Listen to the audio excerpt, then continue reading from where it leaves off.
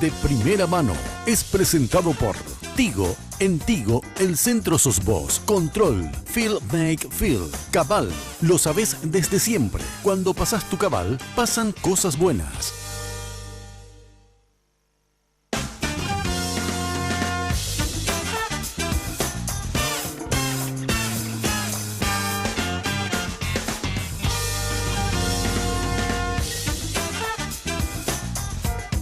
Muy buenas noches, ¿cómo están? Bienvenidos a esta propuesta de Red Guaraní. Como cada miércoles nos juntamos con Estela, con Alfredo, con Andrés, con Roberto para tener información de primera mano.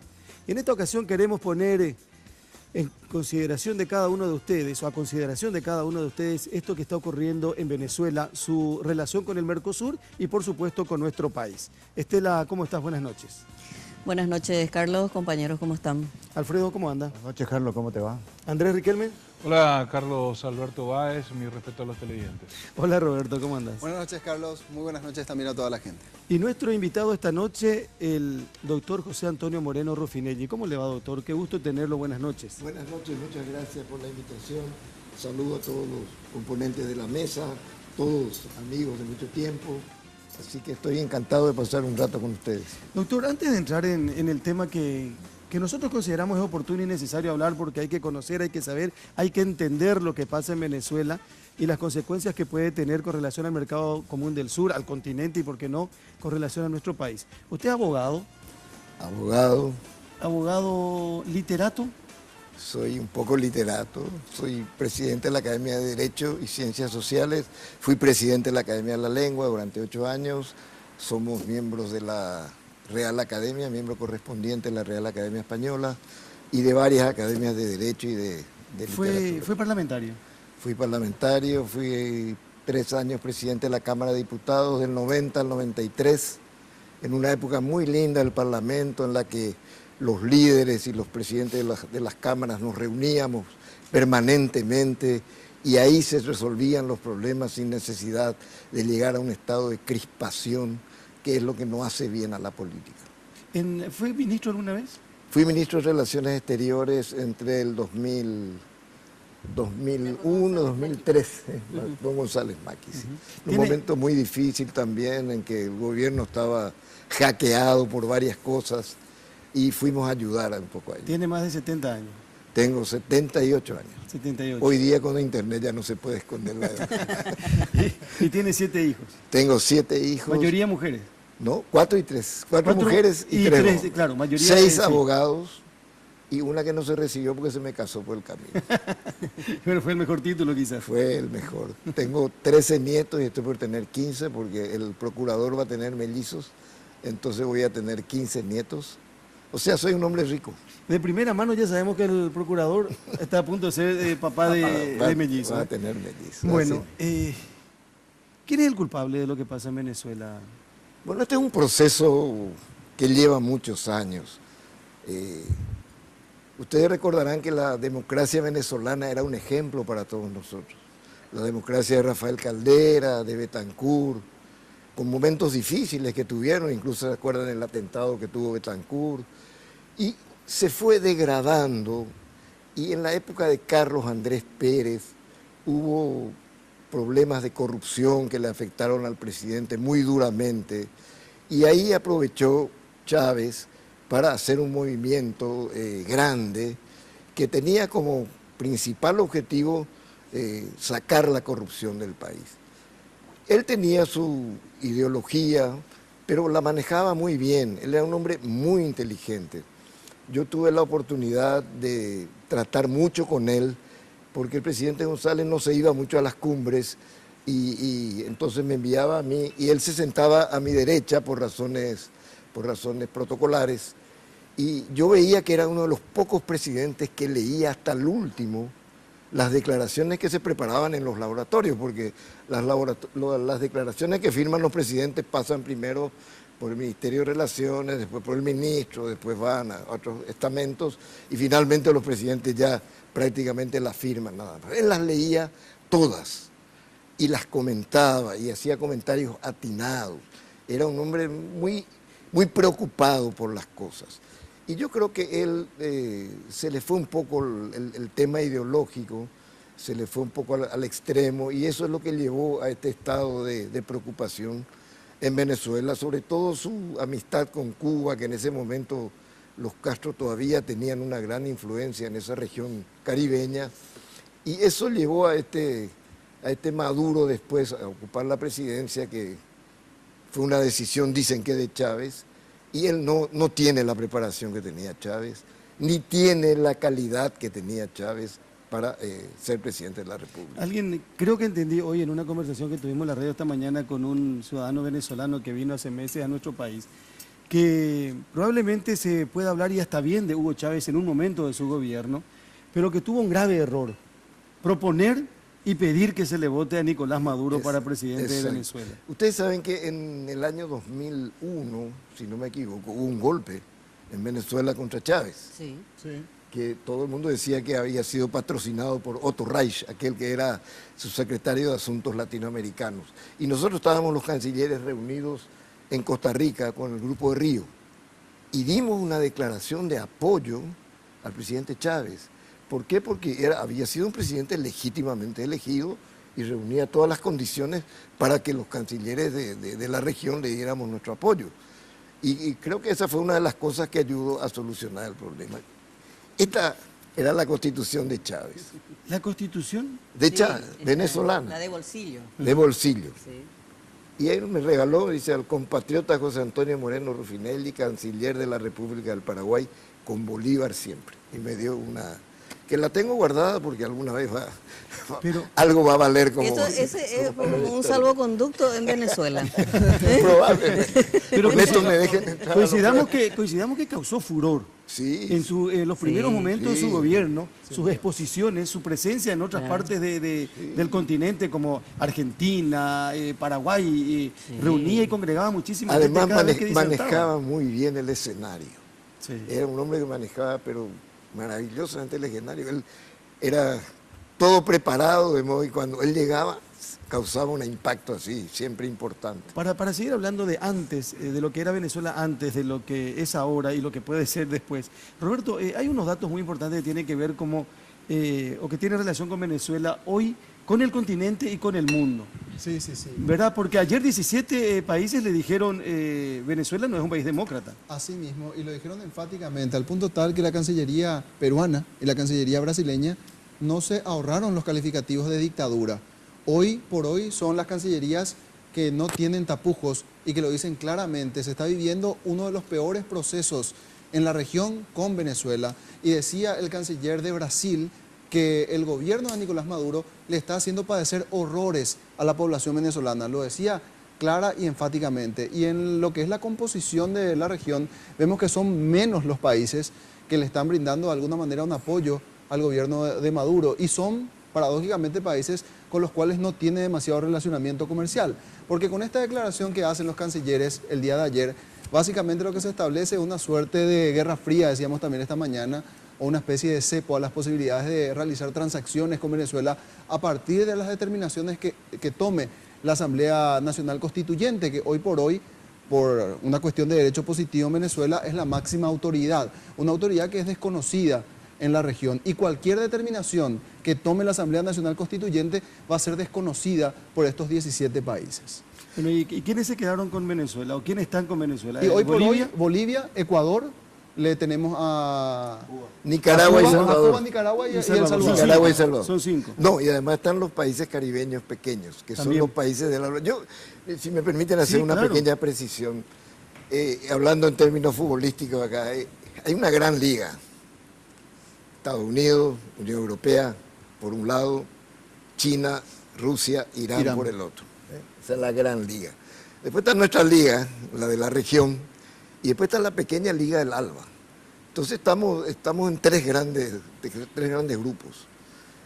Allá arriba la pelea es importante, no se la ve mucho, pero realmente la pelea entre Estados Unidos y Rusia es a veces más aparente que real y a veces más real que aparente, o China, que casi no aparece, pero cuando aparece lo hace muy fuerte. Y el principal escenario para ellos en este momento es el Oriente Medio. Ese es el principal escenario, pero no descuidan tampoco los otros. Ellos apoyaron, Putin puso $1.000 millones para Venezuela, China puso $1.000 millones para Venezuela y Estados Unidos, curiosamente, que podría cortar la compra de petróleo de Venezuela, con lo cual la dejaría bastante mal posicionada económicamente. Sin embargo, hasta hoy no ha adoptado ningún tipo de decisiones en ese sentido. Se espera que en algún momento lo haga, no sé si lo va a hacer. Ellos tienen siempre sus intereses propios que están por encima de cualquier otra consideración y en base a eso van a actuar. Si es que necesitan petróleo, lo van a traer; si no lo necesitan, bueno, van a ver qué medida tomar. Ahora, doctor, uno entiende que Venezuela no sea prioridad hoy para la Comunidad Europea o para los Estados Unidos, y entiende también que a nivel diplomático cualquier intromisión a la autodeterminación de cualquier otro pueblo no es bien vista, pero ¿por qué los cancilleres o los gobiernos de esta región esperaron tanto o que se agrave tanto la situación en Venezuela para expedirse, para tomar una posición categórica al respecto de Venezuela? Bueno, yo tengo una cuenta de Twitter que uso de vez en cuando y ahí puse varias veces por qué se está demorando tanto. Porque la verdad es que este proceso está descompuesto desde hace un par de años. Sí. Y cada vez entra en una... Pero parece que es una cosa programada, no es que está simplemente hecha así accidentalmente o que van actuando de acuerdo a la coyuntura. Yo creo que acá hay un plan que estaba específicamente establecido. Cuando ellos perdieron las elecciones en la Cámara, en el Poder Legislativo, bueno, ellos comenzaron a pensar cómo neutralizar eso. Y tomaron una serie de medidas que prácticamente le iban dejando cada vez más al Congreso arrinconado y que no podía tomar decisiones que sean valederas. Nombraron a los jueces de la Corte Suprema, los jueces comenzaron a anular las decisiones tomadas por los diputados, y en fin, fue un proceso que fue increciendo. Cuando la cuestión se puso muy, muy fuerte, porque el reclamo era hacer la revocatoria, y ellos impidieron hacer, porque si lo hacían dentro del año pasado, todavía iba a haber nuevas elecciones, pero si se llegaba a fin de año ya no iba a haber nuevas elecciones. Entonces el propio Ejecutivo nombraba ahí quién sería el sucesor. Y eso es lo que lograron primero. Después de eso, cuando se pusieron todavía más complicadas las cosas, sacaron de la galera esto que está en la Constitución venezolana, pero está con otro alcance y con otro sentido, no está con el sentido que le están dando ahora, de sustituir al Poder Legislativo y constituirse prácticamente en la autoridad máxima de Venezuela, como es un poder constituyente normalmente cuando se constituye como tal. Por eso se lo llama poder constituyente, y después está el poder constituido, que es lo que nace del poder constituyente, ¿no? Sí, doctor.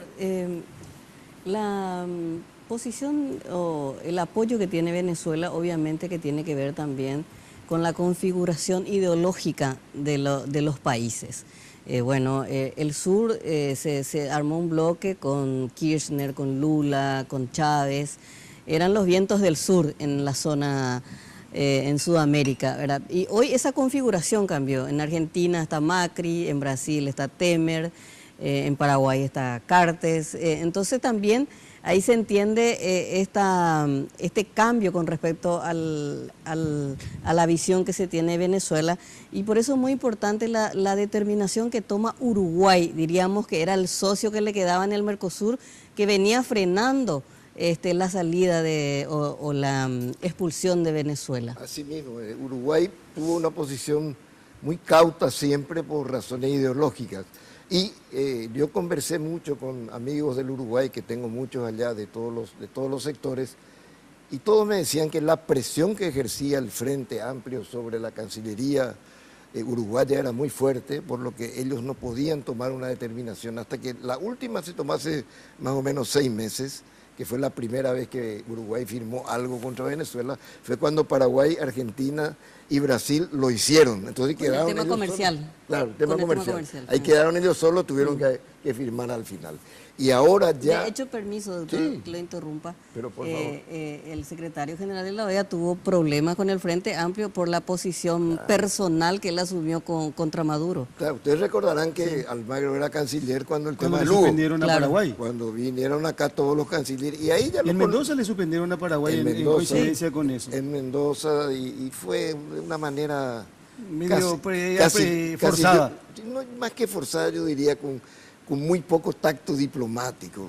Le cerraron el hotel a los funcionarios paraguayos de segundo nivel, a parlamentarios que no inclusive. tenían nada que ver en la cuestión. Finalmente, si querían cerrar, podían hacerlo al nivel que correspondía. Pero bueno, dejemos de lado. Lo que sí es que ahí vino Maduro, porque estaban todos reunidos en Río de Janeiro para, no me acuerdo qué reunión, de ahí vinieron en un avión de la Fuerza Aérea Brasilera, vinieron acá, y recuerdan que Maduro le pidió a los militares que no cumplan con la decisión del Congreso. Y, bueno, fue ahí que lo conocimos más de cerca a Maduro, pero no pensamos que iba a llegar a los extremos que está llegando ahora, ¿no? Sí, usted habla de extremos y efectivamente da la impresión que tanto el contexto internacional como la propia situación interna de Venezuela va con un proceso de degradación, ¿verdad? O sea, Maduro no es lo mismo que Chávez, el petróleo hoy no es lo mismo que en la era de Chávez, las corrientes progresistas latinoamericanas fueron dejando el poder, a la izquierda le cuesta a veces mucho criticar la violación de derechos humanos en gobiernos que son afines ideológicamente porque, bueno, están enfrentados a enemigos superiores, dicen y demás. Pero la convocatoria de esta constituyente de algún modo parece haber sido un paso ya insostenible de la posición de Venezuela, incluso para sectores que tradicionalmente la apoyaron, ¿no? Ahora, el ejército está todavía allí firme a Maduro. Bueno, la explicación que se da es que hay mucha corrupción en el ejército, estimulada por Maduro para que siga apoyando la revolución de ellos, ¿no? Eso es lo que se comenta, no me consta, no puedo afirmarlo con certeza, pero es lo que se lee en las informaciones que llegan de allá. De todas maneras, mientras el ejército esté con ellos y actúe con la fuerza que está actuando, va a ser muy difícil que haya un cambio en Venezuela. Y no creo que aún con la aplicación de la cláusula democrática de Mercosur pueda él variar en algo su manera de actuar. Acuérdense que las medidas que puede tomar de acuerdo al protocolo de Ushuaia son medidas, en primer lugar, políticas, que son las que se tomaron ahora, que no puede participar de la reunión, etcétera, etcétera. Todavía no se tomaron medidas económicas, pero de hecho en la práctica las medidas económicas están suspendidas porque nadie comercia con Venezuela. Venezuela no tiene dinero para pagar sus importaciones. Excepto Estados Unidos, que le compra petróleo. Excepto que le compra petróleo. Y después, antes tenía un... Pero que no tiene, Mercosur no tiene alcance con esa negociación, Claro, con claro. esa conexión. Pero, doctora, aquí hay una cuestión. En un momento parecía un modelo. Parecía que el modelo venezolano, con Hugo Chávez, como dijo Estela, con Kirchner, con Lula, con Mujica, con Correa, con Lugo en Paraguay, Evo. con Evo. Evo Morales en Bolivia, Evo. parecía que ese iba a ser el futuro del continente, así como estaban las cosas en un momento determinado. ¿Qué pasó? Y bueno, son el corsi y recorsi de la historia, como decían los italianos. La historia siempre va dando pasos adelante, pasos a la izquierda, pasos a la derecha, pasos atrás. Incluso se discutió en algún momento dado si sigue existiendo la izquierda o la derecha, y obviamente no puede negarse que existen dos corrientes grandes en el mundo. Una izquierda moderada, que es la izquierda que maneja, que tuvo en España con Felipe González, que estuvo con Rodríguez Zapatero y en muchos otros países, en Francia estuvo en algún momento, y después está también la derecha moderada, y luego están los extremos. Siempre hay extremos en todos los movimientos, que son los que a veces descomponen toda la cuestión. Pero de todas maneras, el juego entre la izquierda y la derecha, si uno hace un análisis profundo de qué es lo que los separan, no son muchas cosas. Quizá la izquierda tenga más enfoque social que la derecha, pero al final los planes económicos son muy parecidos todos, porque no hay pues recetas mágicas. Hemos a través de todos estos últimos años, todas las pruebas que se hicieron en uno u otro sentido son laboratorios donde se experimentan cosas. Recordarán ustedes que en los fines del siglo XX los organismos internacionales decían hay que privatizar todo. Después ellos mismos dicen hay que volver a reestatizar. Cuando que originalmente cuando se crearon estos entes que se privatizaron, fueron por pedido de ellos. Recordarán acá en Paraguay, el IPBU fue un crédito creo que del BID. La OPACI fue un crédito también de algún lado. Y todos pedían que vayan formándose entes autárquicos. Después pidieron hay que privatizarlos. Ahora nuevamente se está con la otra corriente. De modo que son flujos y reflujos de la historia que hay que ir manejando con algún Ahora, criterio. doctor, usted fue canciller y como tal tiene mucha autoridad y mucho conocimiento para hablar del tema. Uno ve con mucho dolor el pedido de auxilio que hace el pueblo venezolano a través de las redes, incluso muchas opiniones de la gente diciendo cómo pueden los demás países ver lo que está pasando en Venezuela y no hay ninguna intervención directa. Protocolarmente, ¿existe alguna otra forma de ayudar al pueblo venezolano que no sea la meramente económica? Bueno, es muy difícil. Ustedes recordarán que la última gran intervención que hubo en América fue la del año 1990 de Panamá. Sí, de Noriega. De Noriega. Fue cuando, un caso de un crimen prácticamente dentro de las fue, leyes de los Estados Unidos. Entró a Estados Unidos, Sí. los marines lo tomaron ahí, él se fue a la nunciatura con la BOA, que después vino acá al Paraguay. Recuerdan que la BOA fue el nuncio, Sí. que me contaba siempre la historia de cuando fue negociado la salida de Noriega con él y lo dejó ir, bueno, una historia larga. Y esa fue la última intervención. Hoy día casi yo creo que es imposible pensar que haya una intervención militar. De manera que todo lo que se pueden hacer son presiones de carácter político, que son todas finalmente relativas, ¿no? Porque el gobierno aguanta hasta donde puede. Y es lo que está haciendo Maduro. Él está aguantando, tomando diversas medidas, pero va a llegar un momento en que el propio gobierno va a darse cuenta que ya no va más. Pero yo antes quiero decir, estas imágenes que tenemos nosotros podemos utilizar de pleno. Esto es Venezuela casi todos los días en los últimos tiempos. Así es. Acá hay una cantidad de personas fallecidas. Hay jóvenes, hay adultos. Maduro dice cuando sale alguna resolución que van contra él, a mí no me importa. Sí. Esto no sé hasta cuándo. Cuando se tomó la medida de Mercosur la semana pasada, dijo, a mí nadie me saca de Mercosur. Claro, él decide cuándo está y cuándo no está. Cuándo está, cuándo no está. Y la verdad que el proceso de Mercosur con Venezuela, desde luego, fue un proceso raro, no fue un proceso normal, porque hay, para todos los países que quieran ser socios de Mercosur, hay una serie de requisitos que deben cumplir previamente para poder ingresar como socios plenos. O sea, negociaciones de tipo arancelario, económico, etcétera, etcétera. Y al final, el último paso es el paso político, ¿no? Que tienen que reconocer el protocolo de Ushuaia, el protocolo de derechos humanos, etcétera, etcétera. Bueno, con Venezuela se dio a la inversa. Chávez lo que quería era el escenario. Y en ese momento la corriente mayoritaria en la región era la corriente de la izquierda. Entonces le dieron el escenario que él quería, que era el escenario político de Mercosur, donde él aterrizaba, venía con 2 o 3 aviones, él llevaba más periodistas que todos los demás presidentes juntos y hacía un gran barullo con su presencia, que es lo que él quería la propaganda política, que la logró con ese escenario que le dieron, y hasta hoy no se han negociado una cantidad de cuestiones de carácter económico que son fundamentales para que sea un bloque de integración, porque si no hay un arancel externo común, si no hay una serie de medidas pararancelarias que se toman, etcétera, no se puede hablar de bloques de integración, son cualquier cosa menos eso.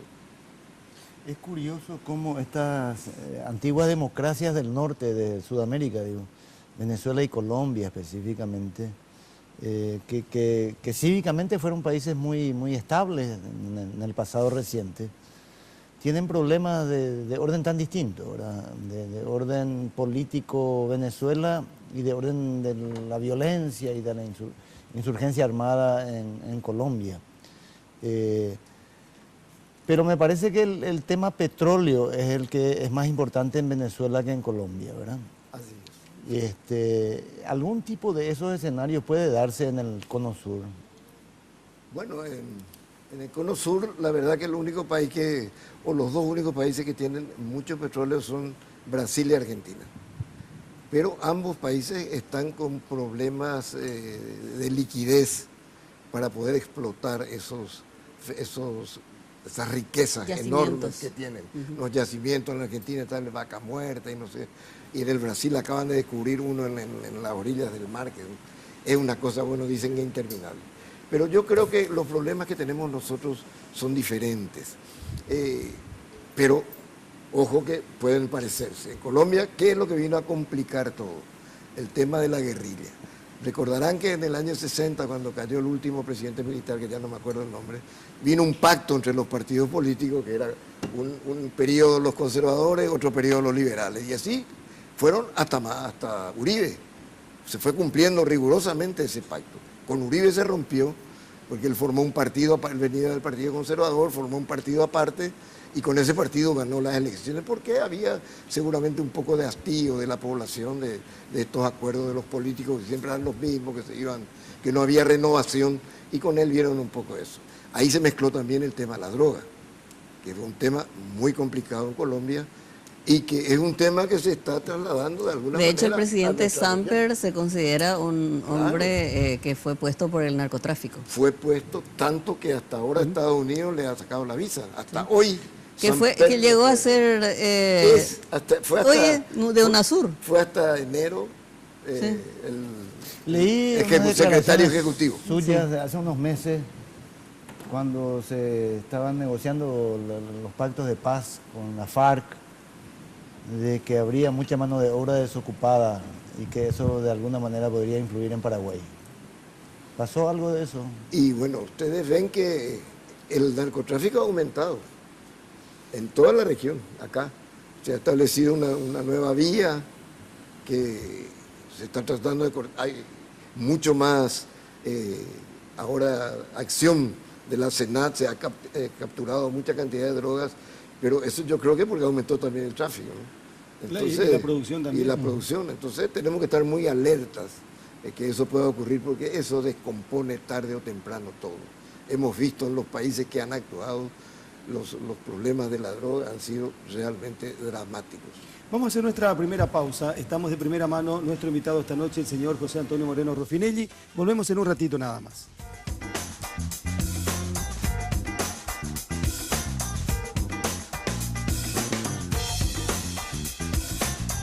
Cumplimos 25 años contigo y queremos celebrarlo con una espectacular Feria Tigo. Tu nuevo smartphone 4G LTE hasta con 100% de descuento o sin contrato y sin plan. Acércate a nuestro stand en el Shopping del Sol o a cualquiera de nuestras tiendas hasta el 13 de agosto. Gracias por estos 25 años contigo.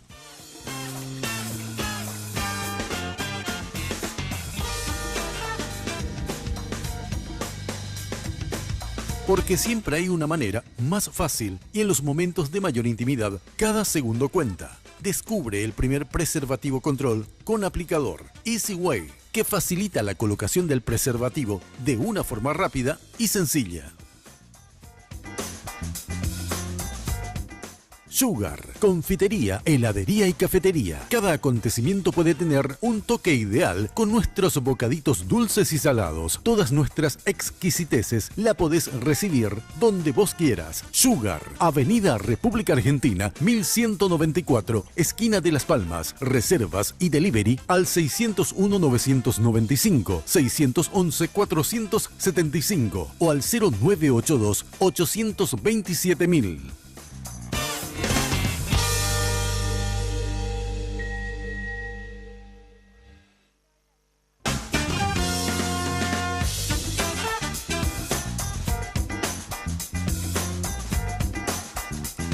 Estamos de vuelta, estamos de primera mano, noche de este miércoles con el doctor José Antonio Moreno Ruffinelli. José Antonio Moreno Ruffinelli, ¿por qué le dicen Juancho? Bueno, voy a contar la historia brevemente. Yo tengo una Por hermana... favor, porque decía, José, ¿qué puede ser? Tengo una José, hermana... Pepe. te voy a José contar. I. José y José lo... Tengo una hermana que era mayor que yo, ahora es menor. Por esas cosas de la vida. esas cosas que ocurren siempre. Y se enoja conmigo cuando cuento la anécdota. Que cuando iban a nacer la hermana de mi papá estaba casada con Juan Francisco Recalde, el viejo político liberal.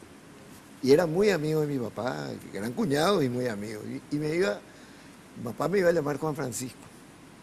Pero nací el día de su cumpleaños, el día del cumpleaños de mi papá, que se llamaba José Antonio. Entonces no había opción. Cuando eso no había inducción, no había parto acelerado, nada. Nacía porque se nacía.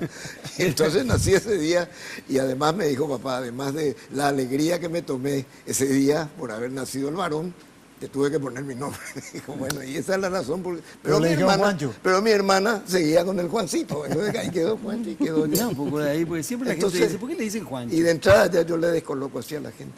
¿Usted aurinegro también? Sí, de Sí, pura señor, cepa. Aurinegro. Ah, De también, pura sí. cepa. De todos los morenos eran aquí. Sí, sí, todos, sí. mi Estuvimos tío comentando Ricardo. el partido de anoche Sí. De Guaraní.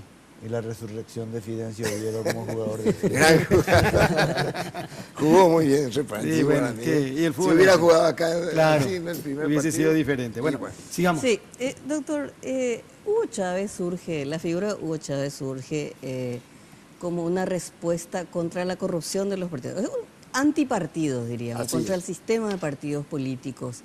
Pero con el tiempo, bueno, a todos los presidentes les pica el bichito del poder Así es. y quieren eternizarse.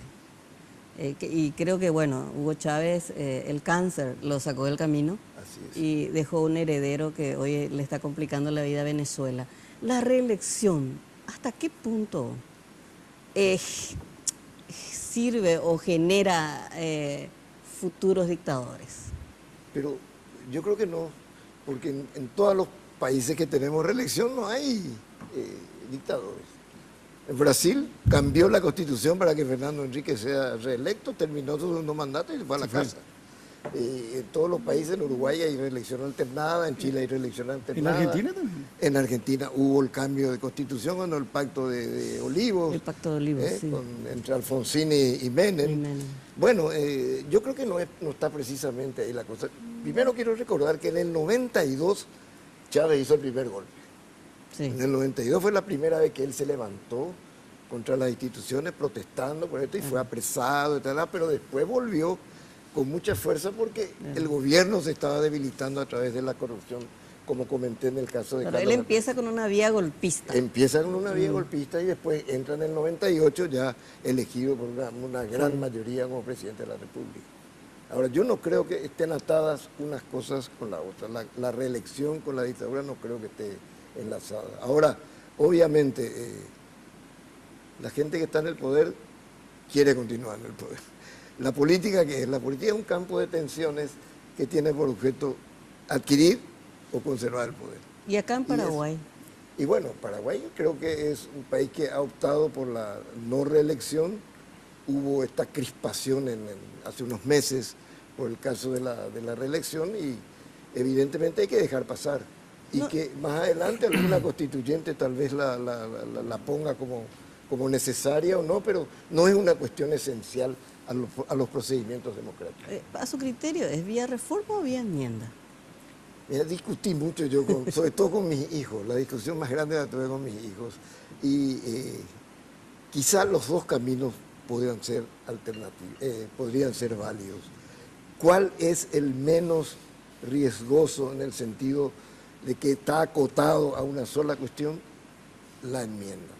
La reforma abre las puertas para que se pueda tocar toda la Constitución y eso no debe hacerse, puede, pero no debe hacerse sin un gran pacto nacional donde participen todos los movimientos sociales, políticos del país para que sea una constitución. ¿Por qué es la Constitución?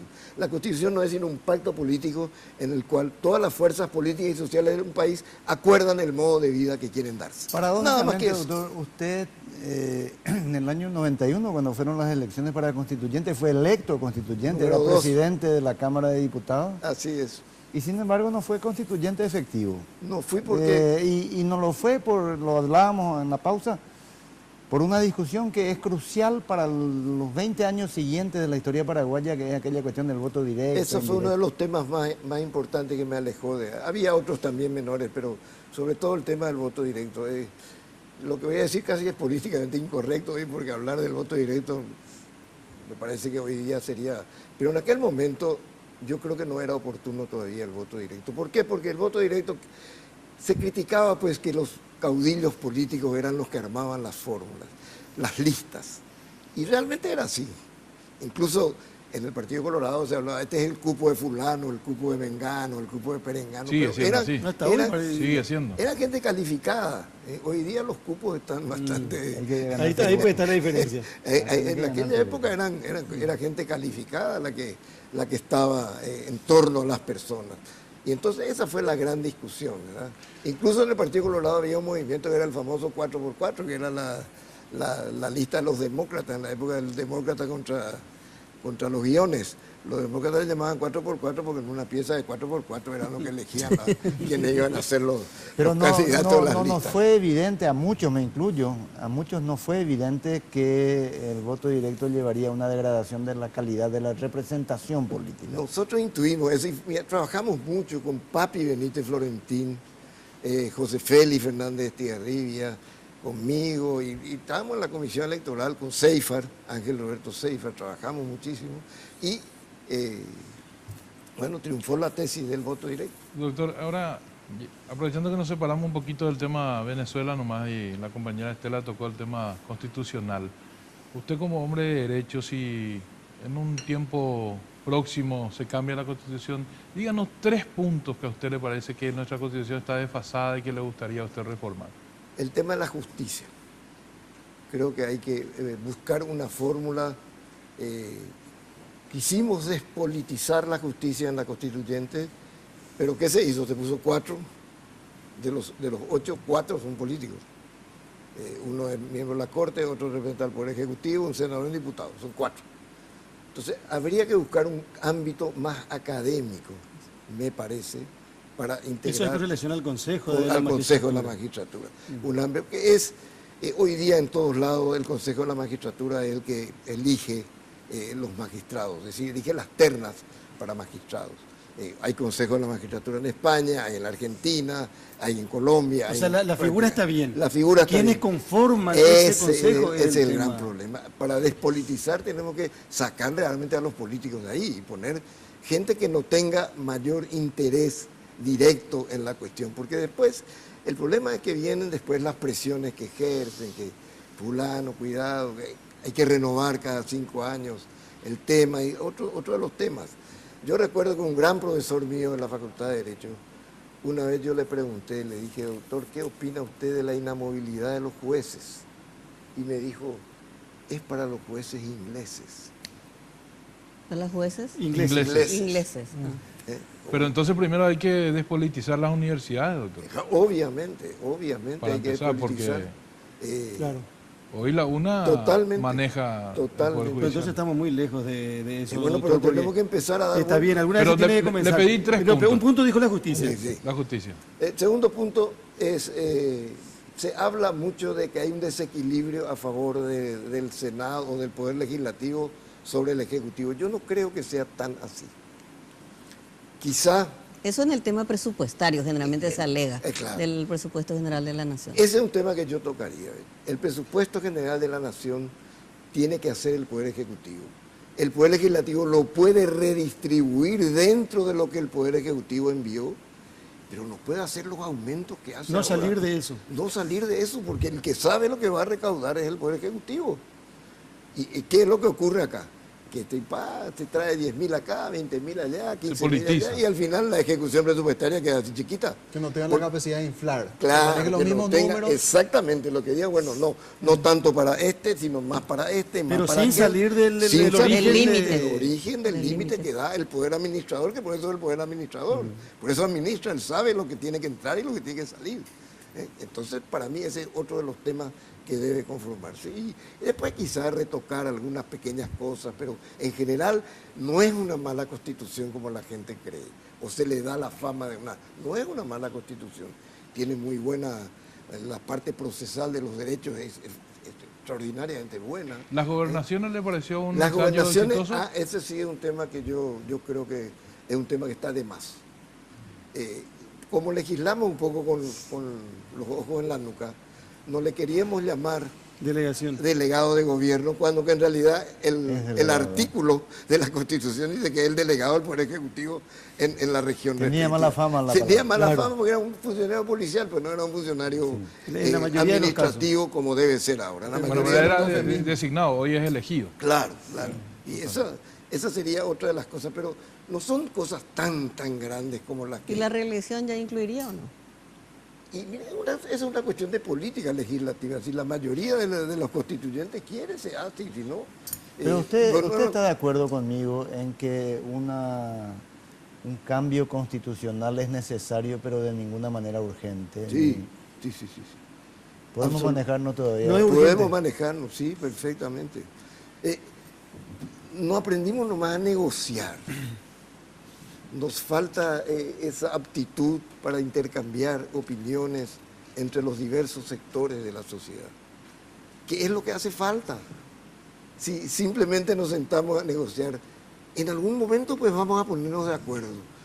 Yo voy a ceder en esto, vos vas a hacer En la misma primera Corte Suprema de Justicia, Claro, con la nueva se Constitución, negoció. se considera que fue la mejor. Se negoció. ¿Pero por qué? Porque los partidos eligieron a sus mejores hombres. Claro, y se Después negoció. cada uno Incluso- eligió... incluso Casi del todo, ámbito político. Casi todo, porque casi. yo cuestiono, por ejemplo, que a Lebrón se lo haya sacado aquella vez de la Corte por un acuerdo político. Lo sacó alguien, bueno. Y Lebrón fue un maestro indiscutido del derecho paraguayo. Debía estar ahí Claro. por derecho propio. Recuerdo que, como diciendo, miren lo que me hicieron, él después se presentó para ser ujier de la Corte. Como diciendo, miren, ya que no pude ser ministro de la Corte, por lo menos no me ujier. Ahora, doctor, perdón, Roberto, ya que habló nada más del Consejo de la Magistratura, habló de la justicia en general y específicamente del Consejo de la Magistratura, y el jurado de enjuiciamiento de Y magistrados... es la misma cosa, tendría que ser la misma cosa.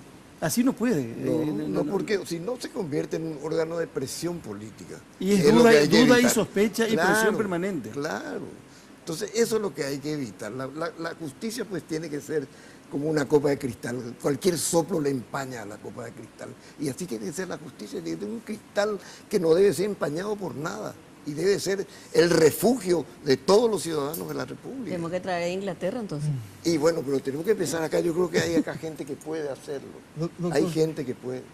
¿cómo usted observa, como hombre de derecho, como conocedor de la sustancia de la Constitución Nacional, este proceso por el que venimos atravesando en los últimos tiempos, donde pareciera ser que se ha perdido el respeto a la Constitución Nacional y empiezan a presentarse interpretaciones antojadizas del texto constitucional? ¿Eso no hace creer que es necesaria una modificación constitucional para corregir aquello que pueda generar todavía una especie de duda, o pasa por una cuestión de la inconducta de quienes están en el ejercicio del poder? Bueno, pasan un poco las dos cosas. Yo les quiero recordar esto porque a veces la historia pasa muy rápido y nos olvidamos. La constituyente tuvo 6 meses para dictar su constitución.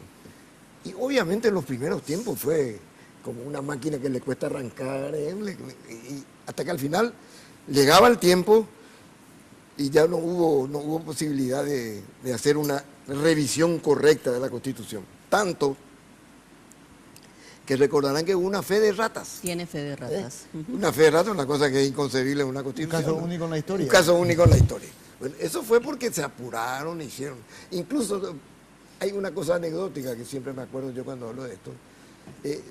El presidente de la República habló 2 veces el Parlamento. Uno el 1 de marzo y otro el 1 de La julio. apertura y en el cierre. Y nosotros hicimos con Gustavo Díaz de Vivar, que fue un gran señor, que aprovecho para rendirle un homenaje.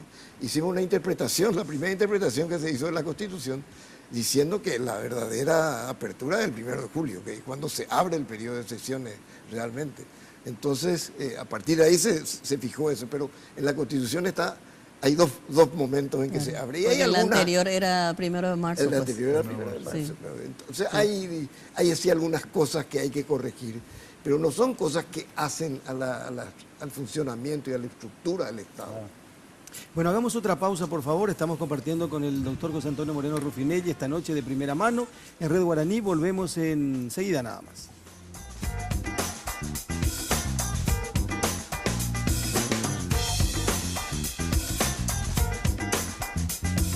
Porque siempre hay una manera más fácil y en los momentos de mayor intimidad, cada segundo cuenta.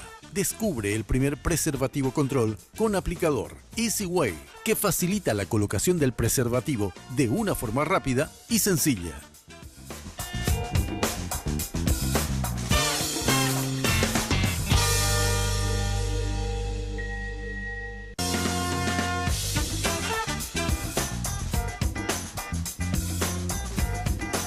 Seguimos con el doctor José Antonio Moreno Ruffinelli esta noche. Yo recuerdo alguna vez alguna Cámara de Diputados presidida por José Antonio Moreno Ruffinelli, una Cámara de Senadores, Gustavo Díaz de Vivar, creo que era coincidencia, Evelio Fernando Arévalo también, Sí. más o menos Era de la misma época. de la sí. misma época, ¿verdad? Andrés le preguntaba... Gualdino Lovera. Gualdino Ramón Lovera, fue presidente incluso Fue del Congreso. presidente del Congreso Sí, señor. y renunció Sí. aquella vez que hubo el problema Yo le con la pregunto- convocatoria de la Constitución. Sí. No, Yo creo- Andrés le preguntaba recién si seguía enseñando, si sigue en la docencia. Claro, claro, fue mi querido y admirado profesor en la Facultad de Derecho, el doctor Moreno Ruffinelli. Y yo le preguntaba, porque doctor, solemos hablar en radio, sobre todo en La Lupa, espacio que va de 5 a 8 y media, en Radio Monumental, Muy bien, en Andrés. 1080 de lunes a viernes. Solemos conversar. Corte comercial.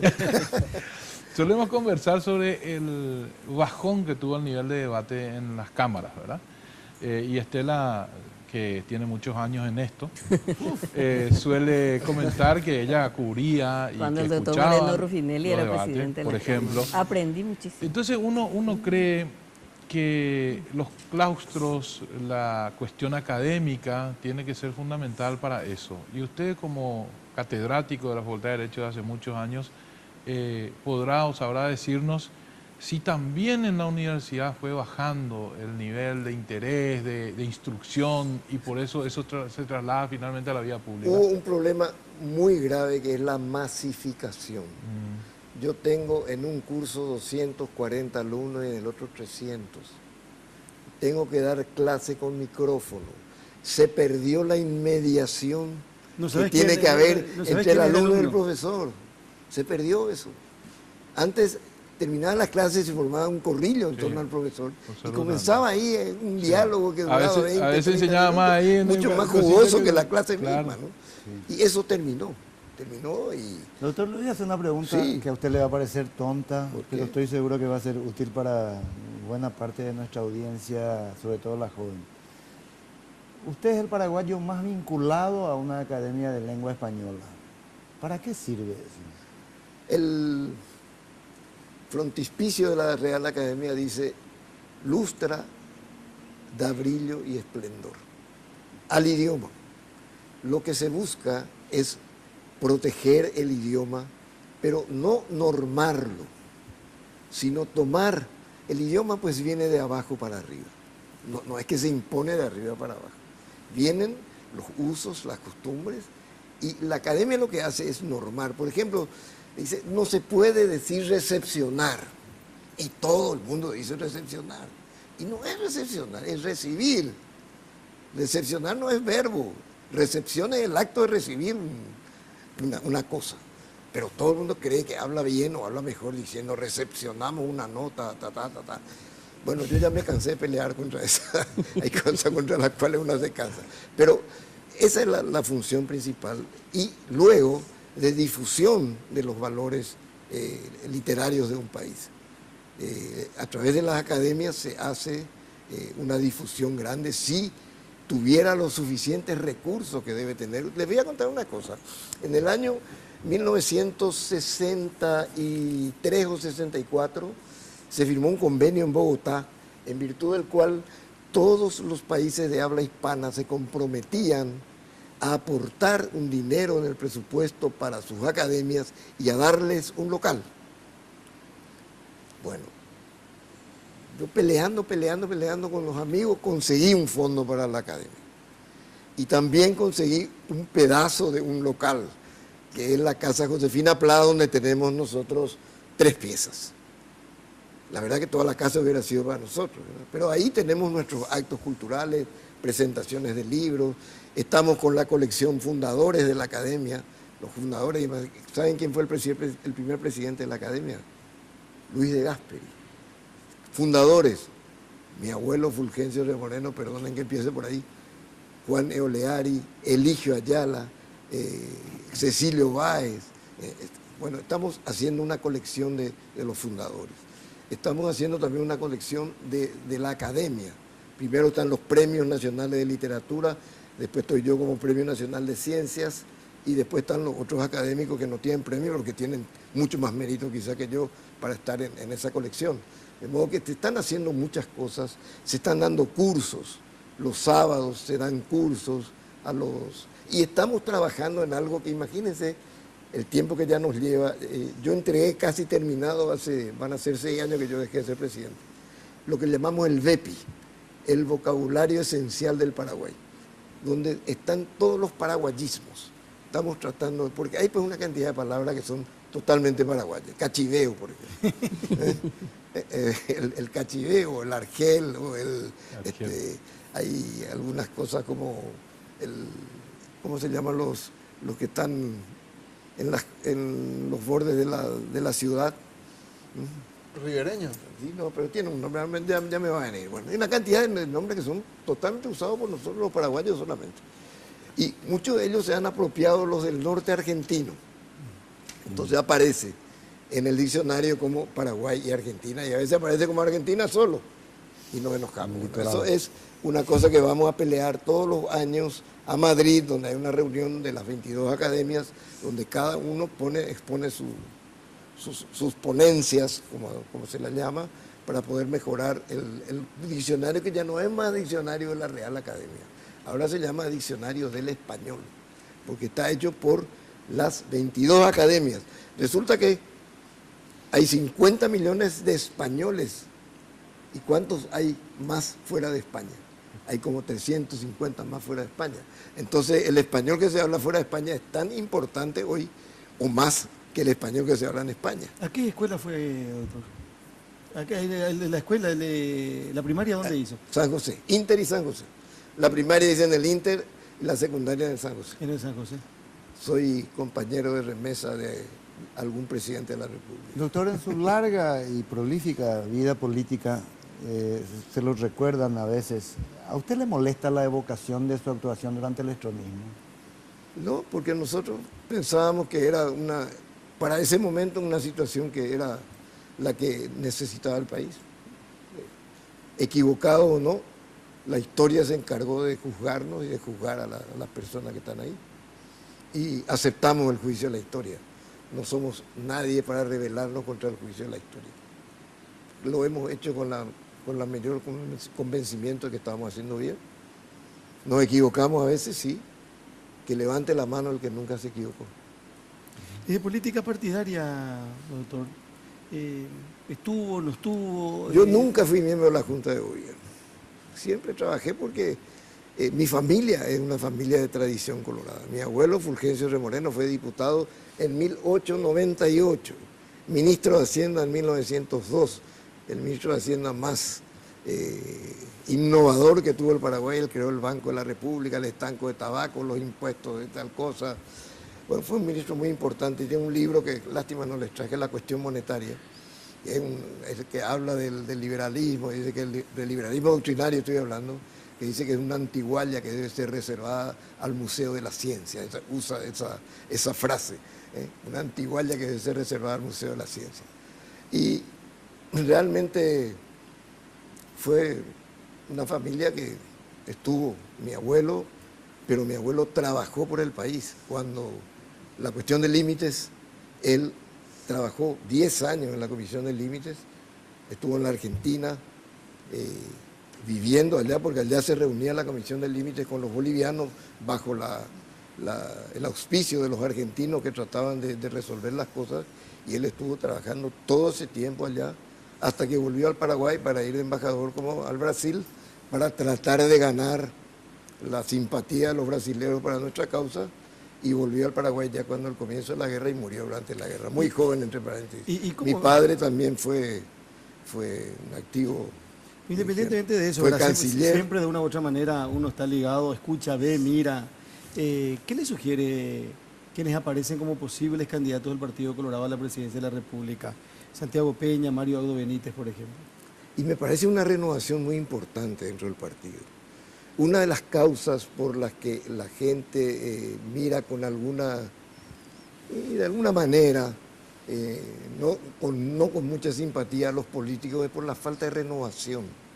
Hay que oxigenar la política y dar espacio a las nuevas corrientes, a la nueva gente que venga con ideas nuevas, a modificar un poco algo que durante años se hace de una manera, bueno, démosle oxígeno para ver si podemos cambiar y mejorar las cosas. Y yo creo que los dos candidatos son candidatos jóvenes, bien formados, estuvieron en el exterior ambos, eso abre los ojos incuestionablemente, deja que uno tenga otra visión de las cosas, y yo creo que ambos pueden ser buenos presidentes de la República. Carlos, no quisiera dejar pasar lo que nos acaba de decir, que lo dijo con absoluta claridad el doctor cuando se le preguntaba acerca de su pasado en el estronismo. Decía, nos equivocamos, ¿quién nos equivocó alguna vez? Y la pregunta más bien pareciera hasta reflexiva y filosófica. ¿Qué es lo que finalmente determina el error? ¿Es una cuestión convencional, una cuestión fáctica, una cuestión objetiva? ¿Cómo saber que efectivamente se trató de un error? El caso de Venezuela, por ejemplo, se puede tomar desde el punto de vista de que el gobierno de Nicolás Maduro, que tiene la autodeterminación de su pueblo, de su país, está luchando contra conspiraciones foráneas, como es el discurso que él tiene, o es el margen de error que él tiene, la conducta errática que tiene, la que determina efectivamente hacia dónde debe inclinarse la balanza. Bueno, resulta que en política hay pues esto que se llama la legitimación de la elección y la legitimación del ejercicio del poder. Uno puede ser elegido legítimamente y uno puede deslegitimarse con el ejercicio del poder, que es lo que le pasó a Maduro. Maduro está siendo o ha sido elegido legítimamente, pero se deslegitimó en el ejercicio del poder. Él ha perdido la legitimidad necesaria, que es una discusión bastante amplia en materia de filosofía política, pero que creo que está universalmente aceptada. ¿Qué queda más? Una opinión sobre la política de Trump. Bueno. Ahora puede hablar con más libertad, que no tiene ningún cargo en la Cancillería. Puedo hablar con Además todo le puede tuitear, porque al presidente Trump le gusta mucho. Tengo sus tweets, le sigo en el tweet al presidente Trump, entre paréntesis. Son simpaticísimos sus tweets, son muy simpáticos. Yo diría que Trump es la consecuencia de eso de que estamos hablando recién. Un poco el hastío de la gente a la clase política tradicional. Buscaron de repente a alguien que venga con ideas hasta locas si se quiere, pero que revolucione la cosa, que cambie la manera de ver. ¿Y quién le dio el triunfo a Estados Unidos? Le dio ese llamado el voto blanco que está en los lugares de la industria americana, en Detroit, en Chicago. En el centro. Claro, esa es la gente que le dio el voto a Trump para que siga.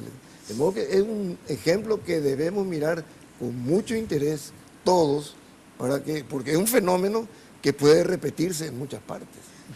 Doctor, que está en las redes sociales. No, él es activísimo en las redes sociales. Hay que estar, hay que estar. El doctor Sapena Brugada también, tiene Facebook. Sí. Muy bien. Doctor, ¿cómo uno detecta institucionalmente o como pueblo la construcción o el proceso de una democracia a una dictadura? Yo creo que hoy nosotros estamos siendo testigos en vivo y en directo de ese proceso de degradación institucional en Venezuela. Sí. Pero, ¿cómo uno detecta? De hecho, ya en Venezuela el continente le está diciendo, bueno, acá hay una dictadura, ¿verdad? Bueno, y ustedes ven que, por ejemplo, en Ecuador, Correa tenía toda la intención de volver a presentarse, pero él mismo se percató, percibió que eso no iba a ser bueno ni para él ni para su país. Evo, el pueblo le dijo, no a Evo, no basta ya Evo. Son 3 periodos que está, suficiente, basta. Y Evo se fue, no va a ser elegido. Lula hizo lo mismo. Lula hizo lo mismo. O sea, la propia gente se pone esos límites que son necesarios para que no se produzcan estos hechos que vos estás mencionando, como que se busque llegar otra vez a procesos que ya se han superado. Imagínense que a fines del año 90 no había más ningún gobierno en la región que era un gobierno que podía ser calificado como se lo califica hoy a Maduro. No había ninguno. Después de, Hasta mucho de repente, tiempo. en un momento parecía impensable. Impensable. Que se plantee una situación como esa en un país. Nada, la verdad es que todos estamos hasta hoy sorprendidos de lo que está pasando, ¿no? Porque no hay a pesar de la reacción que se ve, todavía no es suficientemente fuerte como para que haya el cambio que se espera. Pero es lo que usted decía antes, los flujos y reflujos Sí. de la historia, ¿verdad? En mediados de la década del 70, 20 de 22 países latinoamericanos tenían dictaduras militares Así de es. derecha, Así. todos al mismo tiempo. Y luego... Que eran hubo- producto otra vez de una corriente que estaba Sí. enmarcada dentro de una línea. Con lo cual hay que estar atento, porque la historia latinoamericana tiene una tendencia casi patológica a repetirse, Así a es. ser circular. Por eso estoy diciendo que hay que llamar la atención, hay que mirar lo de Trump, hay que mirar todo para nosotros mismos renovarnos. ¿Y cuál es esa tendencia actualmente? ¿De qué? ¿Para dónde vamos en el futuro? En Latinoamérica. Más Bueno, hacia la derecha, de centro. Yo creo que vamos a ir manteniéndolo en el centro, porque ninguno es tampoco derecha. Piñera no es derecha, es de una derecha moderada.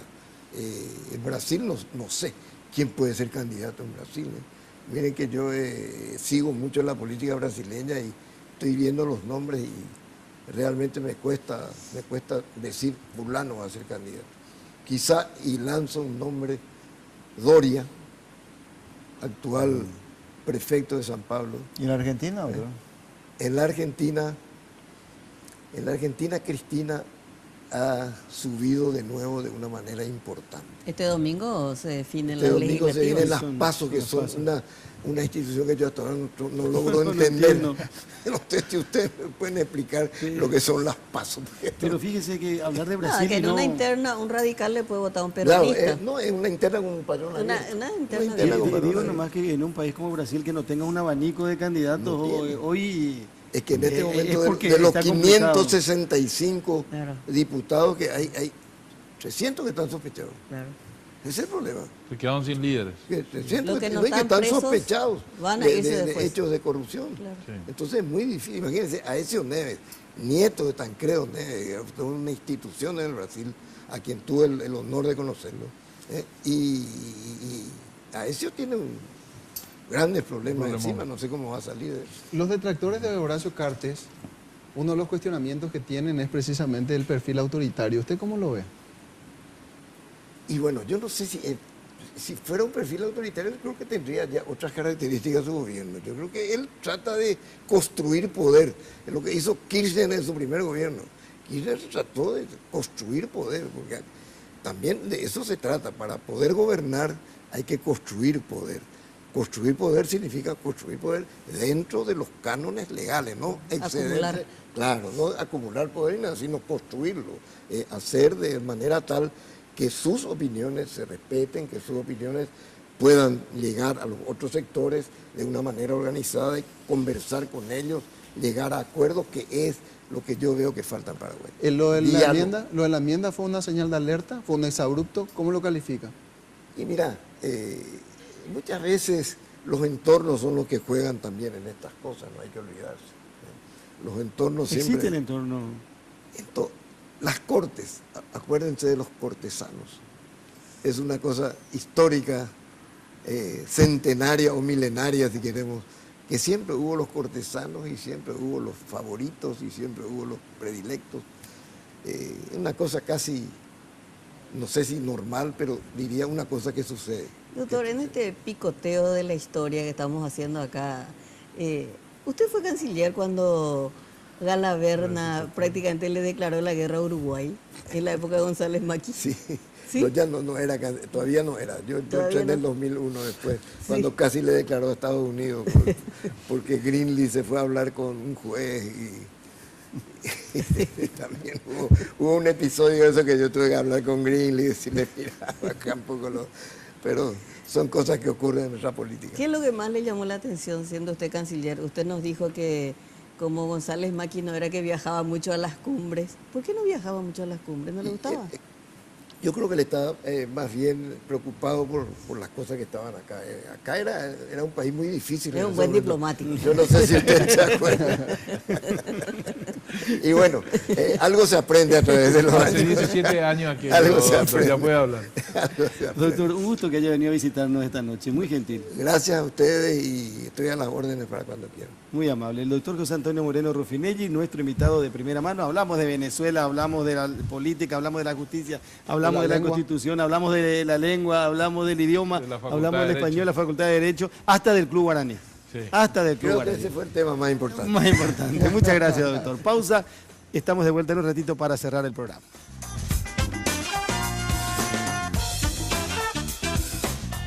Vení a descubrir ese toque que va a encantar a los tuyos. Tortas, postres helados, alfajores, variedad de bocaditos dulces y salados. Todo para ese mágico momento. Sugar, Avenida República Argentina, 1194, esquina de Las Palmas. Reservas y delivery al 601-995, 611-475 o al 0982-827.000.